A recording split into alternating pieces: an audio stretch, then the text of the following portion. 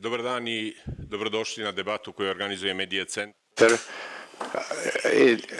Realized by the French Institute in Kosovo, Hybrid Info, Birn Kosovo, Kosovo 2.0, Radio Kim Kosev, Radio Gorardovac, and Media Center in Chaglavica, whose aim is the support of human rights and the fight against disinformation. The topic of today's information today's meeting is the fake news and how to protect the citizens and the democratic processes. Today, we shall talk with His Excellency, the French Ambassador to Kosovo, Olivier Renaud, Tatiana Lazarevich, the editor of Kosev Portal, and the researcher of Hybrid Info platform who deals with the verification of facts and in digital literacy and disinformation. I think that this topic is very important, especially when we are almost in the middle of local elections campaigns, and we know that especially in the era of social networks, the exchange of information, the so-called fake news and disinformation, they have become one of the strongest weapons for the manipulation of the opinions. The so-called fake news, because the term fake news has been used and we are accustomed to hearing it, and I think that it is very wrong, because if something is a lie, it cannot be news. It can be untrue information, disinformation, but no way it can be news. But since it has become normal to us, we shall be using that term as well. As we know, during the pre-election campaign, these fake news and disinformation not only make voters hesitate, but they also violate the democratic process. And today we shall get some answers on the questions how to protect the citizens from manipulation, to provide those elections and to win the trust of the institutions, and what is the role of the institutions and of the entire society in the fight against disinformation. I would give the floor to His Excellency, the French Ambassador to Kosovo, to tell us the experiences of France about the disinformation before elections, how French authorities make a balance between the fight between fake news and the protection of free speech, and what measures are used by France against disinformation during elections, and to what degree those measures were efficient, and what is the cooperation and how that cooperation can help Kosovo in the fight against fake news, and what are the lessons that Kosovo should learn from France, respectively, that those measures can be applied in Kosovo when we talk of this topic. Your Excellency, the floor is yours.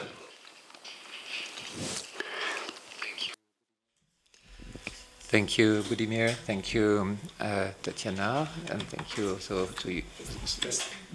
Sorry. Thank you for the invitation. I'm very happy to be here with you at this media center, and very happy to see as well journalists from both Albanian-speaking and Serbian-speaking medias. That is important. It's not the first time at all, but I think it's always important to reiterate that the multi-ethnic character of Kosovo is something that we are extremely that is very important to us and very dear to our heart.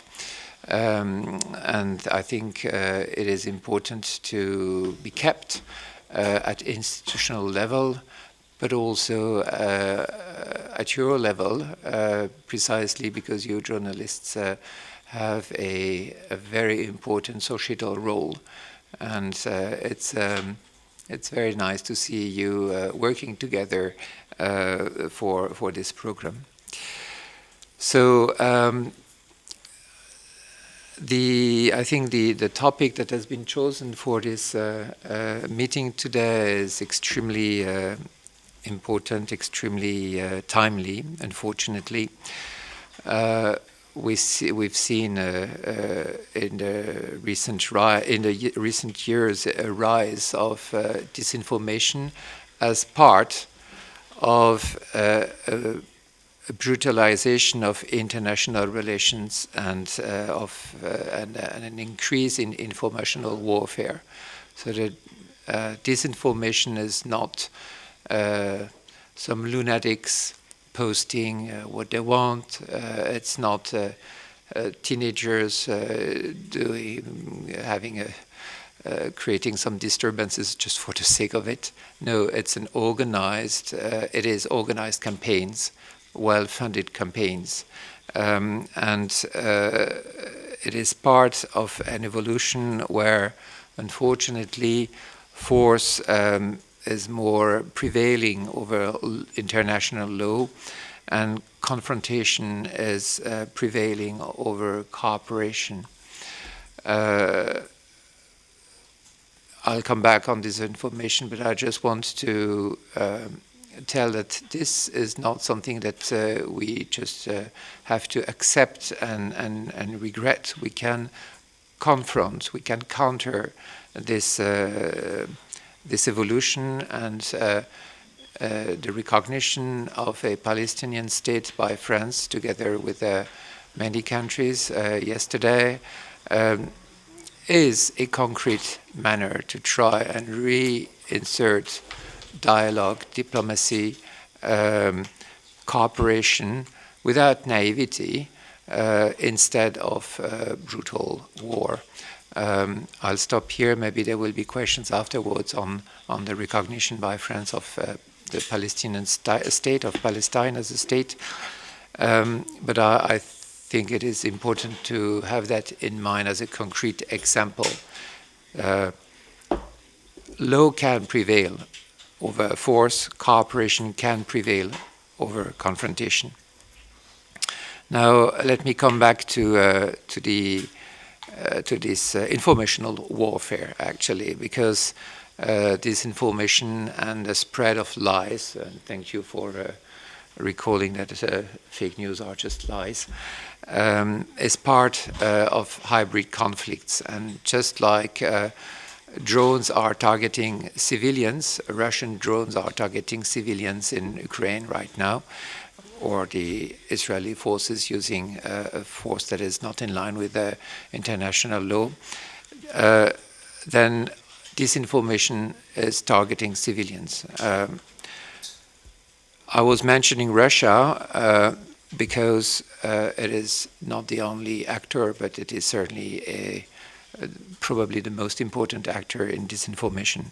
France is the second most targeted country after Ukraine in terms of informational warfare, because France is a staunch supporter of the right of Ukraine to defend itself against the war of aggression, and also for other reasons. So we've been constantly targeted, and I must say mostly by Russia or Russian actors. We still think that reason should be, and critical thinking should be the best way to counter those disinformation campaigns. However, because those campaigns are organized, funded, waged by people who have become skilled in that, we've adopted a strategy to combat disinformation as a cooperation between several ministries, Interior, Foreign Affairs, and a specialized agency. And the French strategy is based on several components. Let me detail three of them. First, the very fact is the very basis, I mean, is detecting and analyzing information manipulation. That is just following what's going on, just not letting it happen, or just thinking that it's not an issue. The basis of any action is knowledge of what is going on. So we've set up means, human resources to detect and analyze manipulations. And the second element is responding by restoring the facts and possibly imposing sanctions on those involved. As I said, we still believe that critical thinking and reason is the sound basis. But unfortunately, and there was a reflection also whether by responding or by debunking, one would not reinforce the disinformation campaigns. We've come to the conclusion that we need to call out the lies. We need to identify and the perpetrators and tell who they are. This can be on the net. This can be also actions. Let me give you 2-3 examples. Some weeks ago, or a month ago, there were graffitis in front of a synagogue or a mosque with red hands painted on a wall. Previously to that, the David cross, a symbol of Israel, in a way to try and create hatred and overheated reaction. And 2 weeks ago, I think there were severed pig heads that were laid in front of mosques, and police could identify the car and the people where we could not arrest them, but the car was registered abroad, and obviously, like the other graffitis, these were people hired by intelligence services of another country. The third element, before I come to the third element, to counter and debunk the spread of lies, we have France set up an official account on X, former Twitter, that I encourage you to follow. The name is French Response in English. It's an English account. So the people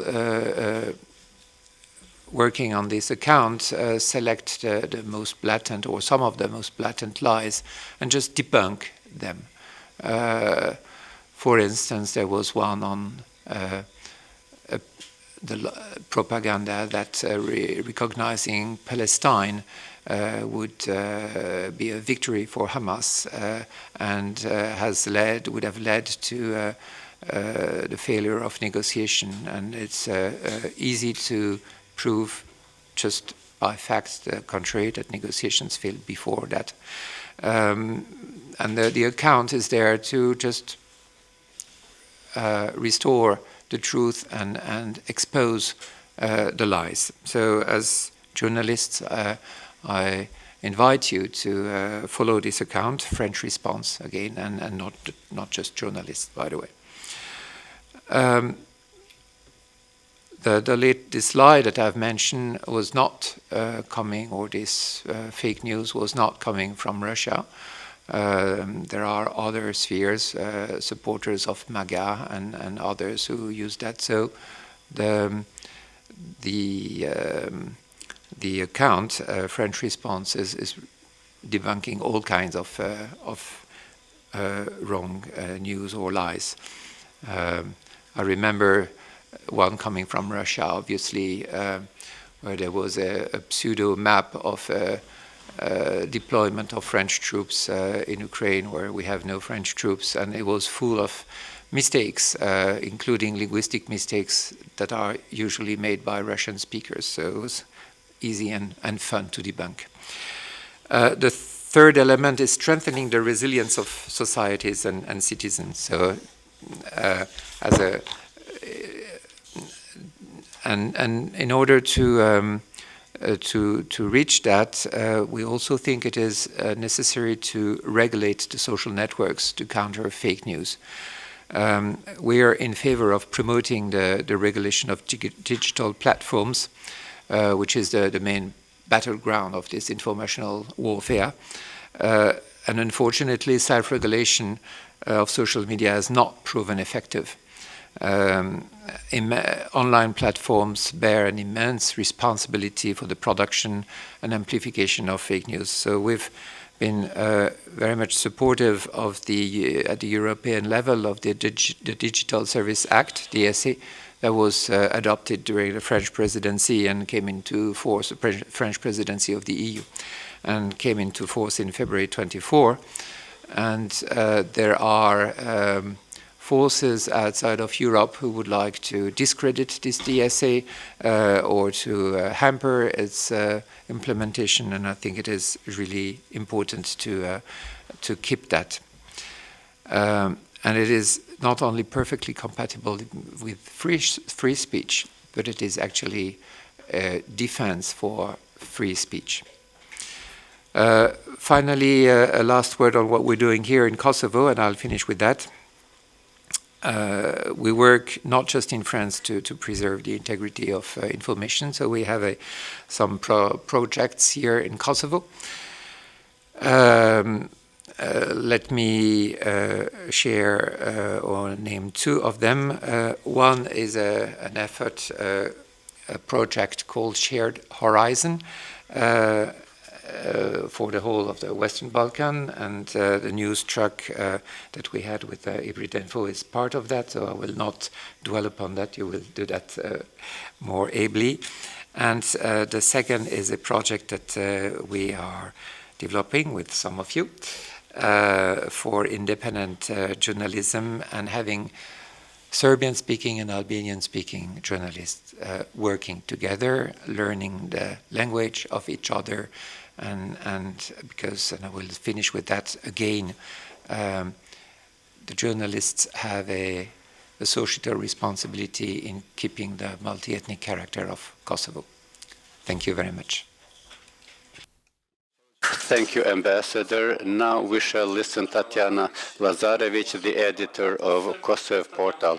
Tatlana, how difficult is to divide or to segregate the fake news from real news in Kosovo that we are today? How do you assess in Kosovo in verifying facts of news, especially when those sources are politically colored? Do you think that media in Kosovo, especially in Serbian, enough capacities to research and find the fake news at the right time? Good afternoon to everyone. Thank you for very good words. I would be very short so that colleagues could pose questions. I shall answer the last question. I think there are no media in Kosovo that has the capacity for research journalism.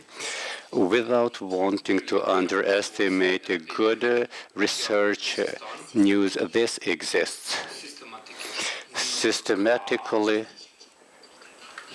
there is no real research movement by not denigrating qualitative stories and qualitative journalists. There is no systematic basis. There is no investigative or research journalism that has been developed in Kosovo so far. Concerning the media in Serbia, this situation is inexistent. At Serb media in Kosovo, maybe there was a good qualitative and research story, but this is funny compared to what the research journalism represents. I can take a good example in the region. In Serbia, the media scheme is very often criticized in the past for the tabloids and fake news and propagandistic machinery, and they have nothing to add.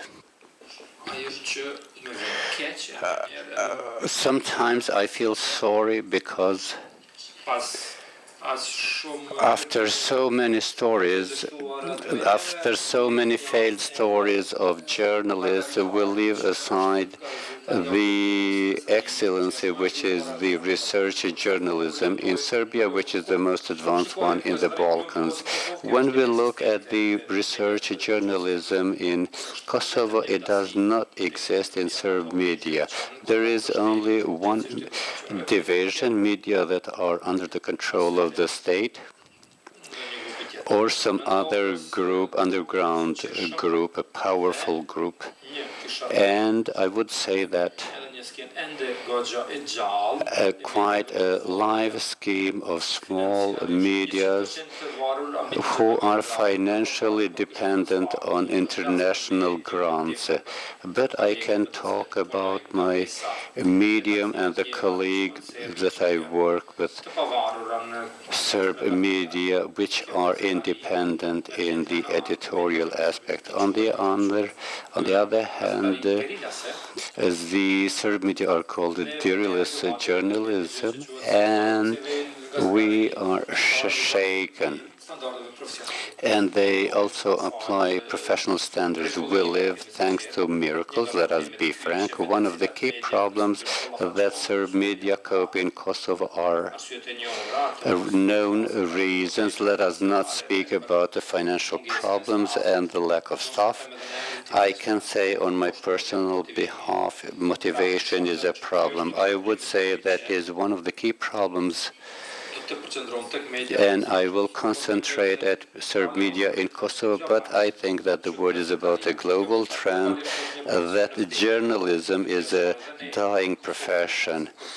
And when we speak in Kosovo about small divisions, this kind of journalism, if they take part in a tectonic change in USA when they speak about the media scheme, of the origin of the press and the freedom of press. We are witnesses of a systematic wave of inserting censor and propaganda. When I say that one of the key problems for us is to find motivation, the reason for this is, as far as it concerns me at least, is such an intensified propaganda that we are exposed to, even as an editorial office.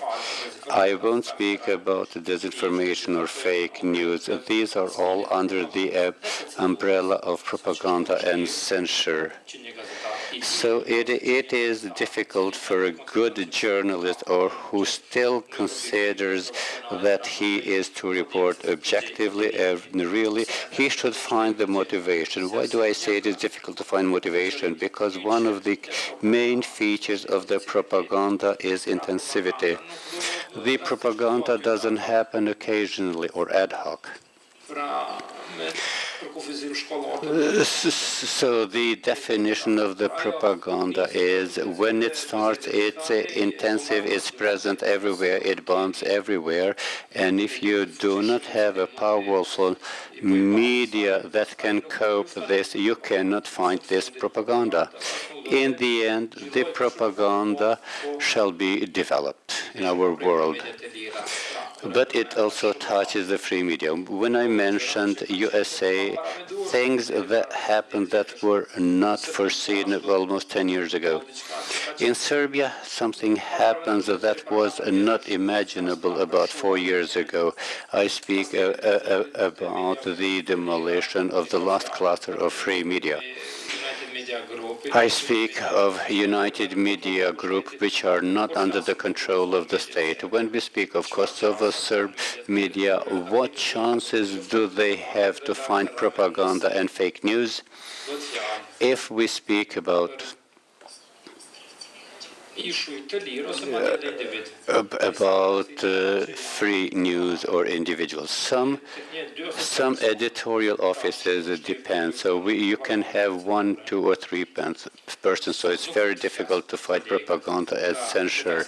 I will not speak about colleagues from big editorial offices, but we can say that in Kosovo I see no distinction between the propaganda that comes from the majority section or from Belgrade. We are exposed to a propaganda, to an awful propaganda and censure, and the main threat that we cope with is this intensivity of the propaganda machinery of propaganda groups of spinners,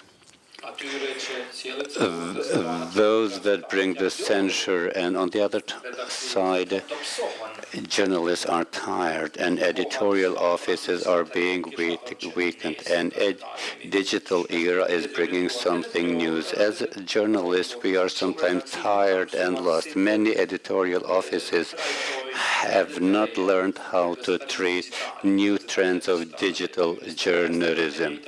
Digital journalism in 2025 is not the same one as the one of 2020 or 2022. You can notice in 3 years how things speed up and accelerate. When we speak about the trend on media crime, it's the propaganda, and the powers that bring the censure, and they can control the disinformation. With the propagating information leaves no space for right or just or objective information. How to fight this? Budimir asked me about the pre-election campaign. He didn't mention it because maybe this one differs in the majority community, but concerning the minority community, there is no difference.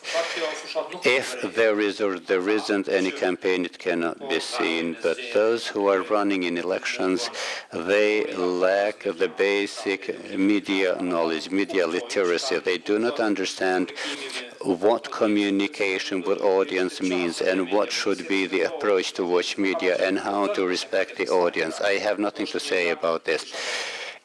I would say, it's not a pre-democratic society, but people or subjects or individuals who seriously do not have media literacy. This was the first one. The second one, they do not differ from any global market in the world. You see how communication is developed of the powerful centers and political leaders in the world. They communicated directly in inverted commas with high consumers and their election group. You can hear them say that they are proud that they have a direct communication with their election group. And what does this mean? It's a kind of a propaganda. In social media, they open a page or an influencing page that bloom like mushrooms after rain. They have an influencing or hybrid page with the news consumers, and they send only the one-way information and information that are colored according to their needs. So which promotes only the political party or the individual of the party. And there is no communication with the election body. They create a climate when no one dares to ask a question, because if somebody asks a question, it becomes hybrid, and they imitate the communication with the public. And I should say, 10 years later, if I'm not wrong, sometimes in 2016, post-truth has been selected as a year word.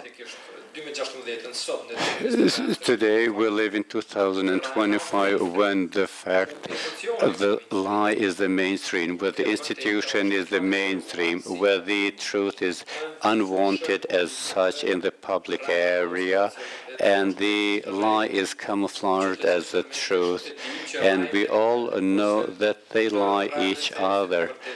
But we take it as for granted, and I feel sorry that new generations are being brought up and we cannot compare to them. But what they lack is the system of values. You see a young person or a child of 7 or 8 years old, he edits videos, produces extremely good media content, but on the other hand, the lie is accepted and they embellish the lie, and sometimes it's taken as a true fact. So we should not go that deep and to increase. I will end with this one. In this context, it is very difficult for journalists to survive. Those journalists who want to inform objectively and let alone to overcome it and to do some research work and detect the lies. So this rapidity, I would say, it leaves. It's not very easy for a dignified journalism to live here. So we have Festim Rizana, a researcher in hybrid.info. Festim, you are an expert to detect fake news. What are the most frequent disinformation you have noticed earlier, even in Kosovo and in the region? It mostly happens through social media or traditional media. And what are the most frequent means or the tools that you use to identify or detect fake news? The floor is yours. Thank you for the invitation. It's a pleasure for me to be in the panel together with the French ambassador and with the two experienced journalists such as Tatiana and Budimir. I would speak more concretely about disinformation in general and disinformation that circulate in social media and in media in Albania and for foreign influence. As you know, getting information has changed its form. Social media are the main source of information, and while we monitor daily media and web pages and other social media pages, we have noticed that for local elections of 12 October, the TikTok is the platform that is mostly used for disinformation. This phenomenon was during the 9th February elections. We have identified more than 10 disinformation that became viral, and they were published in TikTok. But what were the forms? The main forms are fake surveys, because surveys have been always used to create a public opinion during election campaigns, and this is used for disinformation as well. There are fake surveys, manipulated and edited surveys. Another phenomenon in social media is that various pages and accounts appear that were not active before, and they named with this or that party, with this or that politician, and through them they publish information and disinformation among them. Manipulation of pictures and videos is another form that we have identified at the beginning of this campaign, but it was the expression of the but it was a habit of the elections of 9th February. For instance, they cut a picture from the site of constructing a school in some municipality, and they say the mayor looking the works in his new home to discredit him, or they publish sequences of various videos when they are given with the false content or old statements that they reconceptualize with the idea to discredit or to damage a certain political figure or personality. So here we have old pretensions. For instance, there are various videos of powerful political personalities who at certain moments express themselves about a political party. They publish them with the idea to strengthen the conviction that it is not worth to vote for this or that party. At picture manipulation, we have seen this in real media as well, when they provide pictures about the idea to present views during the campaign, whether there were more or less people present. This is a way of manipulating the audience, and it depends on the corner of the picture that is placed to tell that there were or there weren't. And in media, we have disorienting titles that are linked to the idea as who shall win the elections. There is a statement, for instance, this party will win the elections in Jilin. The title is as such, but when you read the inside, you see that it's only somebody's opinion and it concerns no news, but it is not said in the title, and this disorients the reader. These are more or less the characteristics that were present in the 9th of February elections campaign. Concerning foreign influence, so far to what we have noticed, so they aim to orient the vote of the Serb community from Serbia. So far, as I have noticed, there were two statements that were linked to local elections. It's Miloš Vučević, the president of the Serb Progressive Party and advisor of President of Serbia for regional issues, who said that the voting for Serb Lista Srpska, serves to show the legitimate power of the Serb people. Linked to this, and to remove all the lies of those who want a Kosovo without Serbia. And Arno Gunjon, the director of the Office for Culture, he said the Serbs should support Srpska Lista because their victory is a guarantee that Serb voices shall be heard. This is the influence of Serb politicians and their officials in order to orient the Serbian vote towards the Srpska Lista with the idea that, in a way, their existence in Kosovo depends from the votes. Concerning 9 February elections, there were narratives that came from Russian officials, starting from the spokesperson of the foreign ministry, Zakharova, or the Russian ambassador in Belgrade. Such conspiracies and manipulations that the Serb votes shall be manipulated in Kosovo in order to detriment Serb political parties.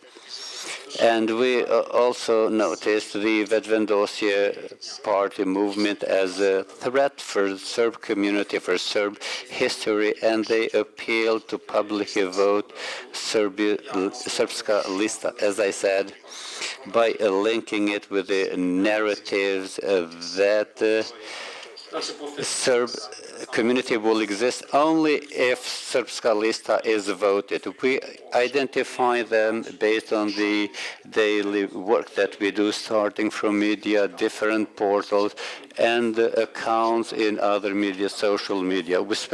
We pay special attention to TikTok in a way to follow the disinformation line, because those disinformation become viral and it affects a certain audience.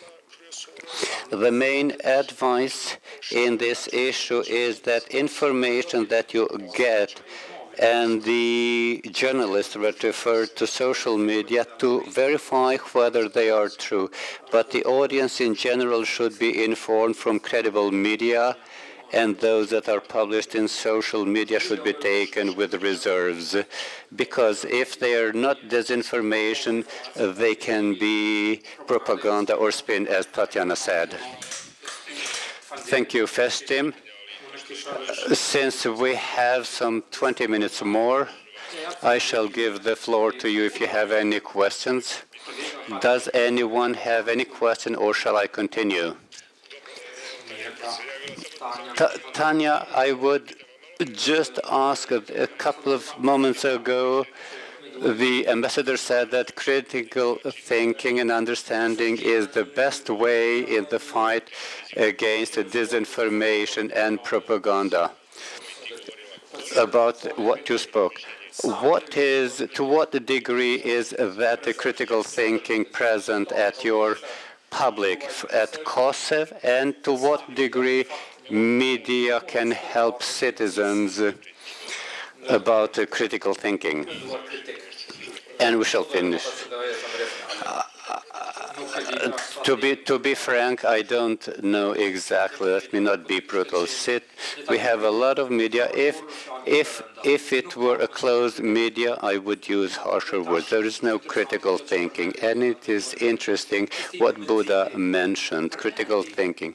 Festin mentioned the foreign influence. He mentioned Miloš Vučević. I said that concerning Serb officials, Miloš Vučević is not the only one. Every day we have one official who wants to influence over Serb people in Kosovo concerning critical thinking. Or if someone has noticed in what way Kosovo officials in our internal yard are included in an unlawful and unjust way. I would mention two last examples. It is a rule that the outgoing Prime Minister speaks in Serbian, and he uses the worst words to speak about Srpska lista, and he glorifies the members of his party. Is this right at the election campaign? The party that runs in elections. But I defend my principle. The Prime Minister, the outgoing Prime Minister said this. He sends direct election messages for local elections in Kosovo. He directly mentions one political parties in the most negative context possible that competes in elections, and he glorifies the official who represents another parties that competes in elections. This is a flagrant example. Before I would mention this one when I would follow critical thinking in Kosovo and its influence in local elections. Let me mention another example. We had an ambassador of an important state who, according to me, was in the limits of being included in the pre-election campaign for local elections. I don't know to what degree is this ethical, whatever he has said. Foreign diplomats, which one? I will not name. It was last week. He was in the borders. An ambassador of a foreign state is involved in local elections. He comments what a party said during elections. It doesn't matter whether he told a lie, but let us start from our yard to see what is propaganda here, what is spin here, what are the disinformation here before we speak about the foreign cancerogen influence. But I would like in this critical thinking to be balanced, to start from the fact what is happening here. The question was concerning citizens, concerning Serbs in Kosovo. If their critical thinking were a bit more developed, they would not be in the situation they are in right now.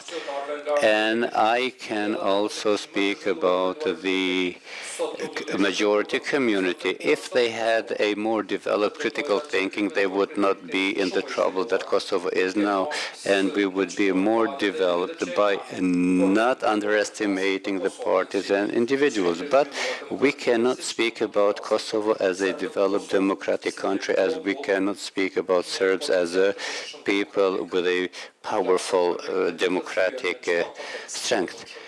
So we speak about a broken context in numbers, political capacities, socio-cultural, academic ones, and finally we speak about a community who is underestimated. Thank you, Tanya. Yes?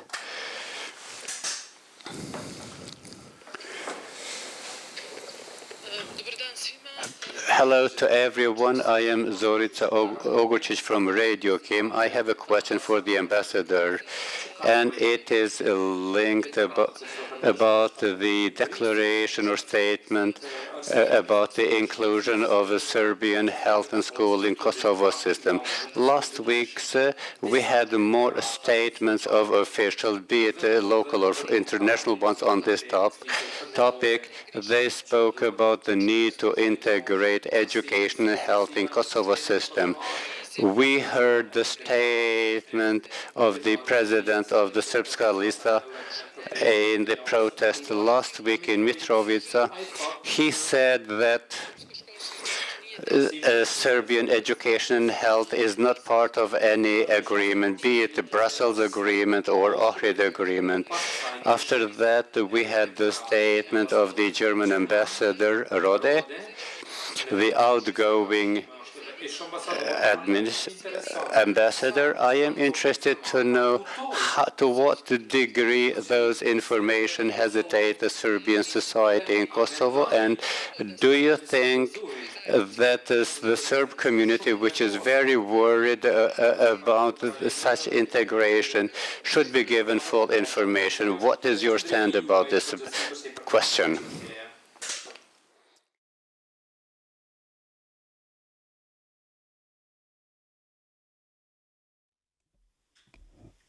Thank you.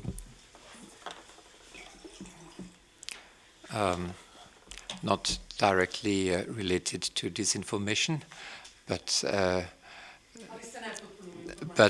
it doesn't matter because that's such a sensitive topic that it is prone to fake news and exaggerations.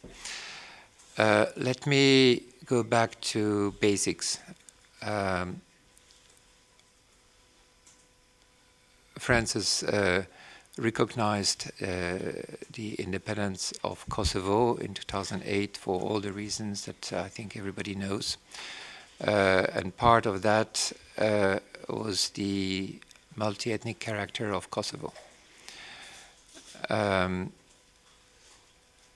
the underlying institutional elements were the Ahtisaari plan. So we're extremely, it is extremely important for us that this balance that was found at that time is kept over time, and that the Serb community in Kosovo has its rightful place in institutions, but also in the daily life. In some of the actions of the government of Albin Kurti in the north, we could discuss whether they were legitimate, but we always underline that why they should not have an impact, an adverse impact on the daily lives of the Serbs, of the Kosovo Serbs. Clearly, health and education is extremely sensitive. we believe that these issues have to be discussed with the EU, and that the EU that has led the dialogue between Kosovo and Serbia, and when I say the EU, it's the institutions and the member states, obviously, is best placed to tackle this issue. There is a great deal of sensitiveness around that, and therefore nothing uncoordinated, unilateral should be done, which does not mean that one should not tackle this issue. And as I said, we believe it is for the EU to, in the framework of the EU-led dialogue, to orientate these discussions. What we're talking about is the capacity of the Kosovo Serbs not only to keep their identity, but also to be part of the life of this country. And without being, and for that it requires a capacity of young Serbs, young Kosovo Serbs, young Kosovo Albanians to talk to each other, to have things in common. So I think that's the way ahead. But this is not to be rushed. This is not something that can be attained overnight. It requires a great deal of sensitivity, empathy towards the people. I think that's very important. Empathy towards the people and their daily lives, not just thinking in terms of international law, whether Kosovo is recognized or not, whether Kosovo is fully sovereign or not. What matters is the daily lives of the people. And when we talk about health and education, we are very much at the heart of it. I think I will stop at this point. I have a question for Tatiana.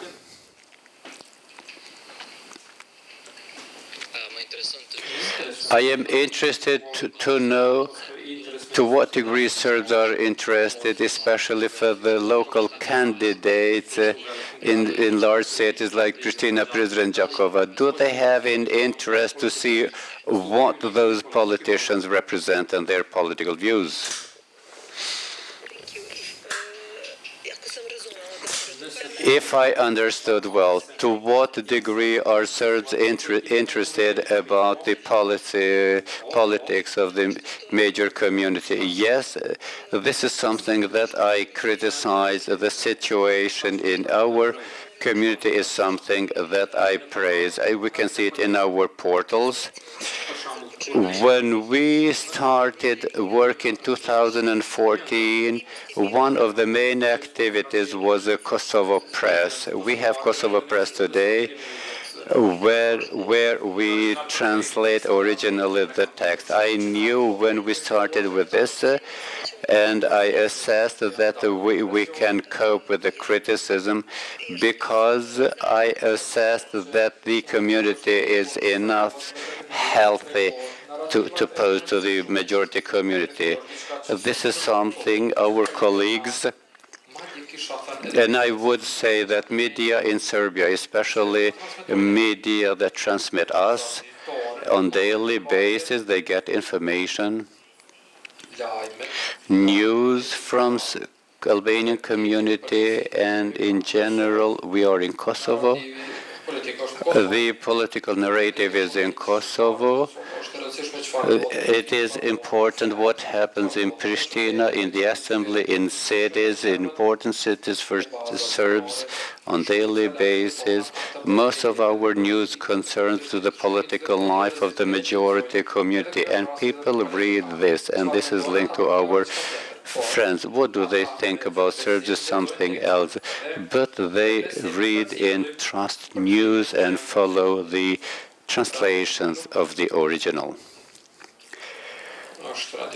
It's a Radio Kim Contact Plus. We have Radio Goraždec, a media center, and maybe I have forgotten some other friend, but we transmit the narrative of the majority community, and our consumers or readers that read this.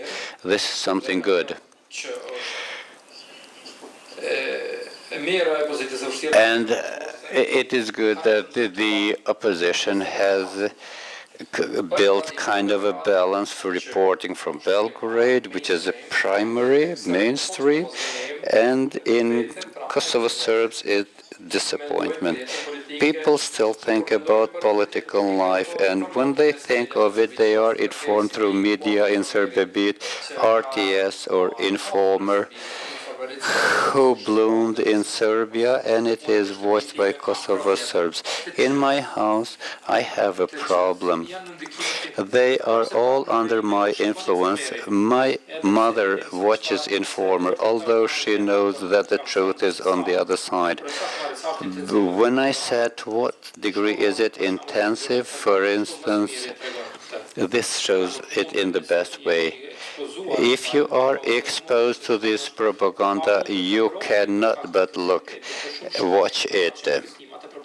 Those who are victims of the propaganda do not notice it because of the intensity.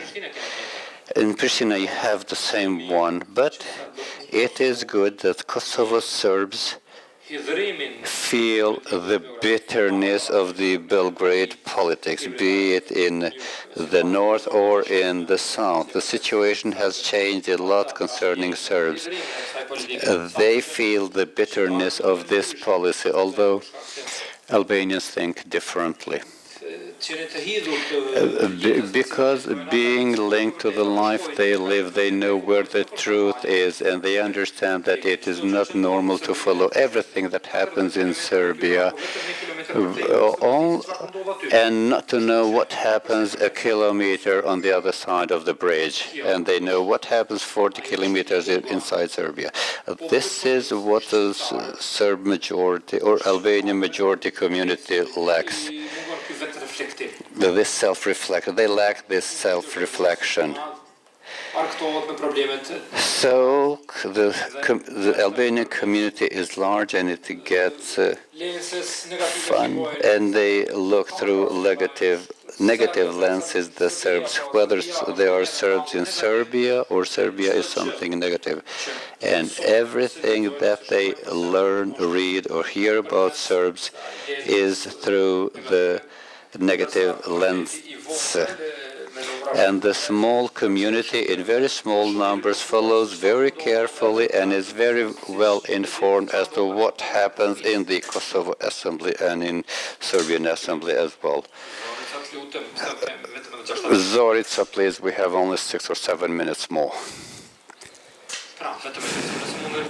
I am interested if you can shortly. Tatiana spoke about this one, but how do you see the fact that, for instance, for a certain topic, when we have crisis, we had a lot of such in the north of Kosovo, so that Albanian and Serbian media reported differently for the same event.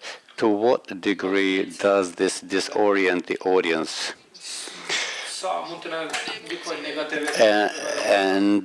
I will also show some, it can have negative emotions, as mentioned by Tatiana, how Serbs see at them. I'm interested to know this. How do you look at the fact that Serb and Albanian media report differently for the same event, and maybe they have a different approach in reporting when a crisis occurs or happens? It was a question addressed to all. Tanya?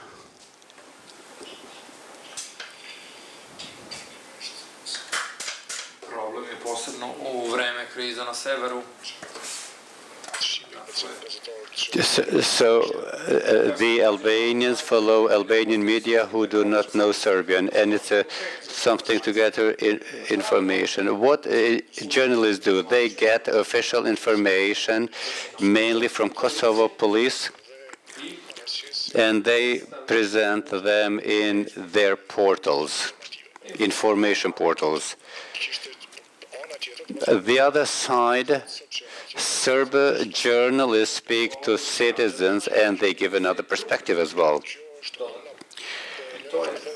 And this is, I would call it positive when you know the Serbian language. When you don't know the Serbian language, it's only one side of the medal or coin.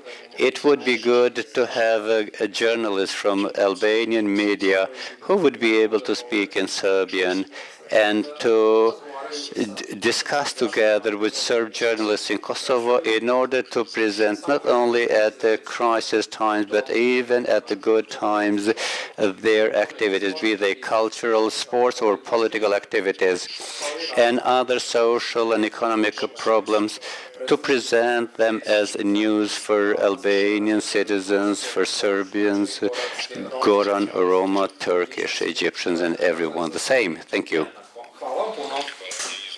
Thank you.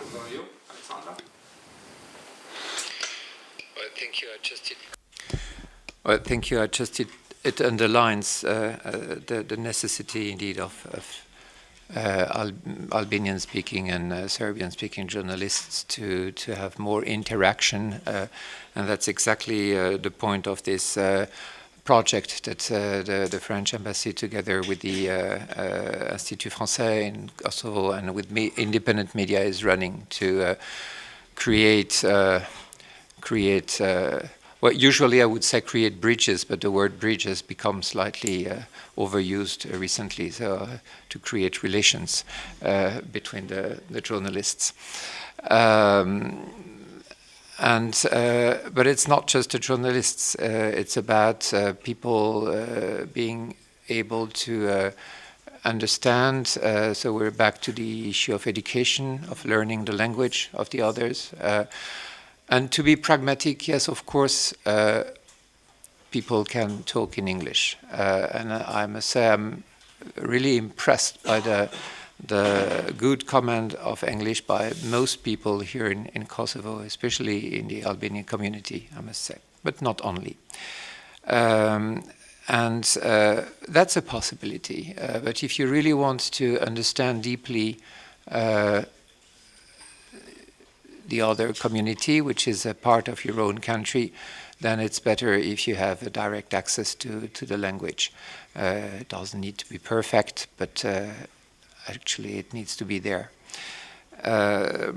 So I think that's a way also, again, to complement my answer about the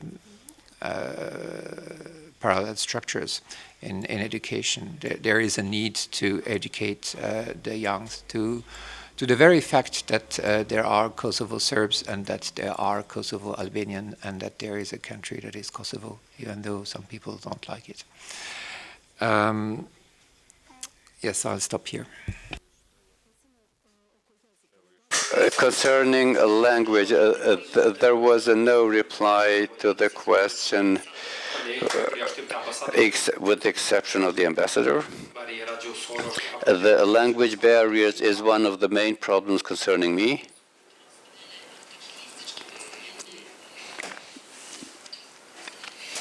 For the antagonistic narratives placed in this context for objective reasons, why Serb media have difficulties to invite Albanian interlocutors, and why Albanian media have difficulties to invite guests, Serbian guests. It is costly financially and timely. While a TV show, you invite them, you as journalists that speak the language of the other community's language, the viewers speak another language, so you should translate it or interpret it. I understand colleagues in Kosovo who, with the withdrawal, invite colleagues from Serb community unless those Serbs speak Albanian or Serbian, so we can see only 2 or 3 persons. This is not a kind of praise, a kind of a criticism for media in Kosovo. This is a critic for us as a community, which to a small degree speaks Albanian. And when we look for Albanian interlocutors, we have a page, a dialogue where Albanians and Serbians write together. But we look for intellectuals who can read and write and speak in Serbian because it is difficult to plan interpretation expenses, and we don't know whether the translation will be qualitative because good translation needs time and money. So we compensate and we transmit it. Klan Kosova, Koha, these are the journals or the social media that we look at. So there are a lot of other portals as well. And maybe colleagues in Pristina lack this when they write something about the Serb community, they take it from Tanjug or from Beta, and then the information is lost. Although the event happened only 40 kilometers from Kosovo, but there are editorial policies. There are negative reactions from other people concerning the issue, and one of the main problems is the language barriers. And it's never enough to appeal to donors and all the others that we should learn the language of each other. Because if we spoke each other's language, everything would have been easier, and it would be the road toward understanding and creating sound relationships. Until we learn the language of each other, we use equipment. If there were technical difficulties, I think equipment are 17 years old and technical difficulties. We complain about the equipment. Your Excellency, Ambassador Giro Katiana, thank you for taking part in this discussion. Dear colleagues, thank you very much indeed. Have a good day.